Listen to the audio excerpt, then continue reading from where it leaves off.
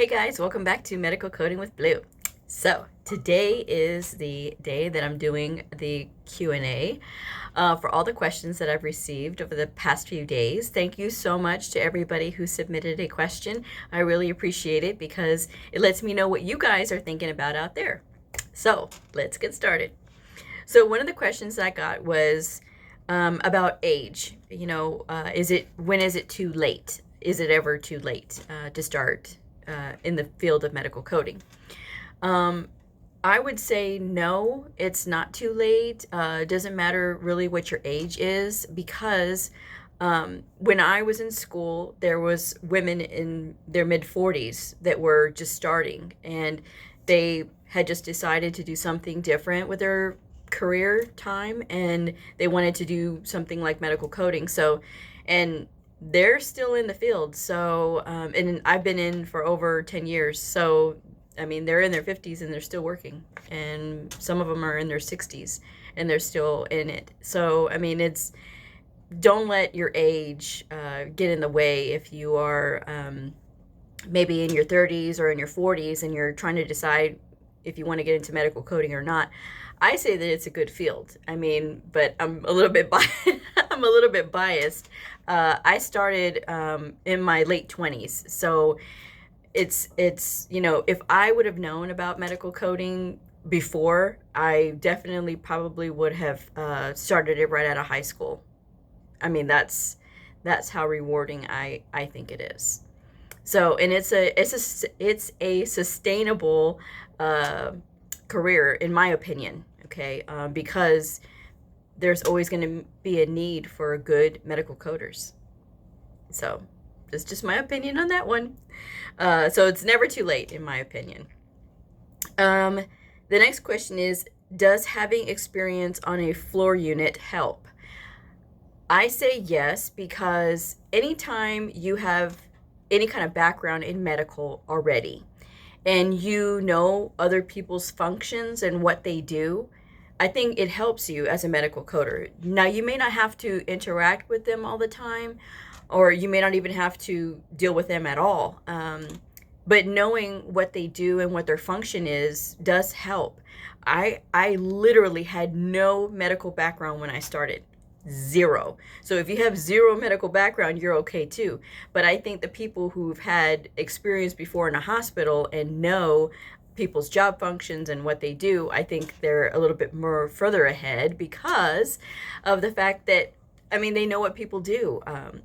I wouldn't have known what a CNA does or what a LVN does. I didn't know. I literally at the time did not know what the difference was. So if you have some experience and background with medical already, then you're just a step ahead. But it is not required though. So just to even start looking into going to school for medical coding. So just something to know, What about medical billers? Okay, so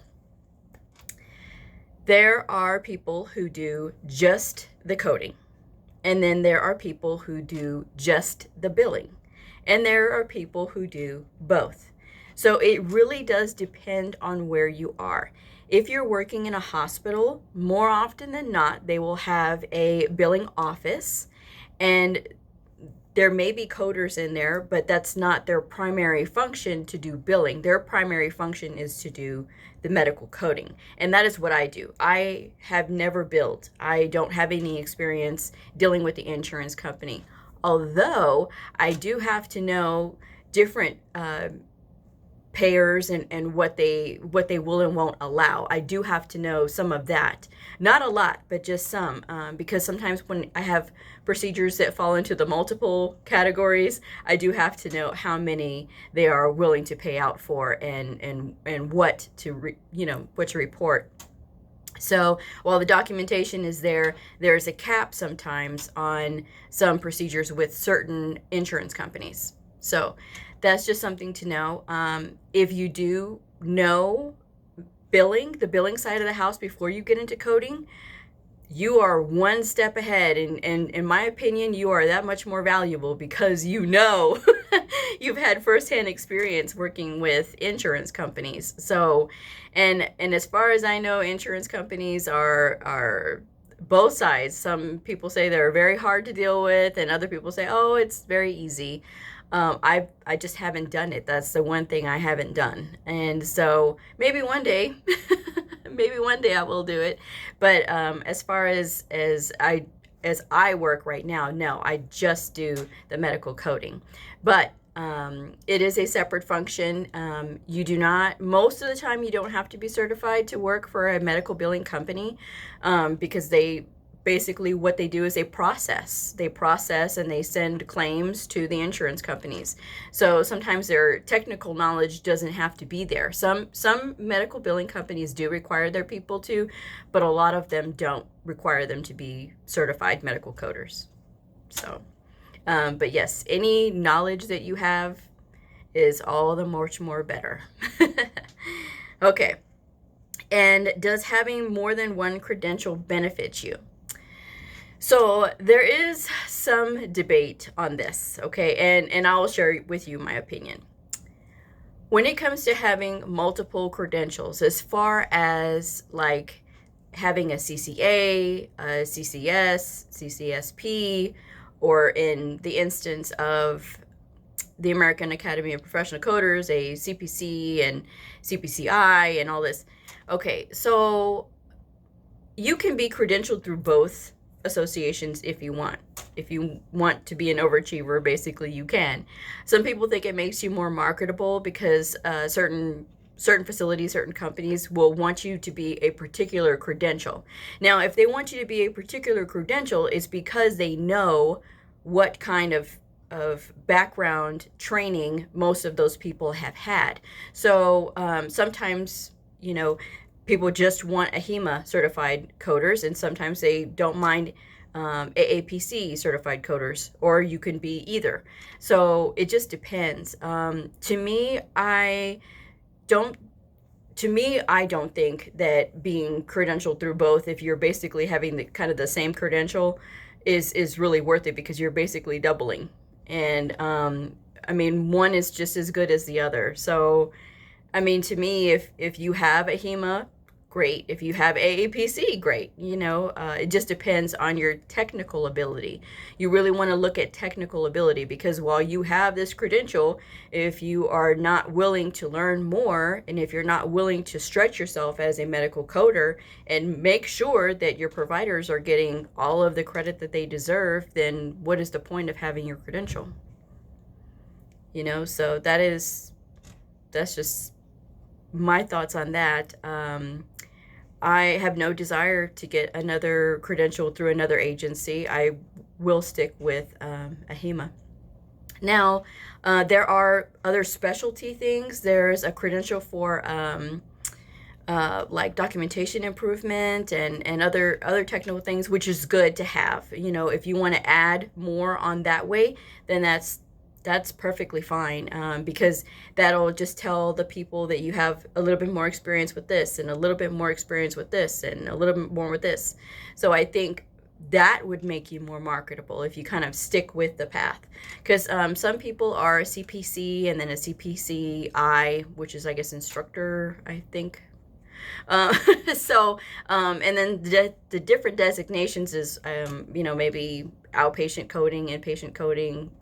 I'm not really sure. So, but in my opinion, if you want to stick with one association, by all means, I don't think it's going to change your odds either way. Because yes, while we have this nice little alphabet after our name, sometimes it just depends on where you're working, if it's going to really make a difference or not. And most of the time, they're just looking for if you have one credential or not. So, but it all depends on where you're going to work. So that was just my thoughts on that one. Today was another fast-moving day, but I did have a moment today where there's just moments in your career that you're going to have that are going to be like, you're in the right field. And having these moments is going to be like, yeah, I'm in the right field because this happened today or that. And I had an instance today where just spending time with my providers and making sure and cultivating those relationships and making sure that they understand what they can and can't get credit for. It's like when it's so good that it's just, you're just proud of the way that providers turn out, and you're proud of the effort that you've put in. And I'm at that point today. I was very excited when I heard, and it's really nice. It's really nice when your efforts pay off. So I'm very glad about that, and I'm proud to be a coder. So as cheesy as that may sound, today was just a really good day for that. So it just lets me know that I'm doing the right thing. And then when I get such good feedback from the viewers and you all, it's really awesome. And like I said, I'm so glad to be a part of y'all's journey, and to that sounded classy, right? Y'all's. But that's just what I say. So I'm so glad to be part of y'all's journey into medical coding, and I hope to continue to answer more of your questions. Tomorrow's episode is going to be on tips for successful provider classes. So I think that's something that's very important, because it's one thing when we have technical ability. It's another thing when you have to get up in front of a bunch of providers and give a class. So sometimes it's a double-edged sword, because some people are okay with it and others get really nervous, and they kind of let that nervousness kind of cloud that they're very confident if they're not in front of people and they're working and coding and they're just perfectly fine, but they get in front of providers, and if you haven't been trained, it's a little nerve-wracking. So hopefully tomorrow's class with me will kind of shed some light on some ways to be more confident when you're giving a class. So I will close out this video for right now, but I appreciate y'all so much for watching, and thank you so much. And if you are a medical coder, a medical coding student, or you are looking to get into the field, or you are a provider or a nurse, or just somebody curious, please like and subscribe this video, and I will see y'all on the next video. Bye.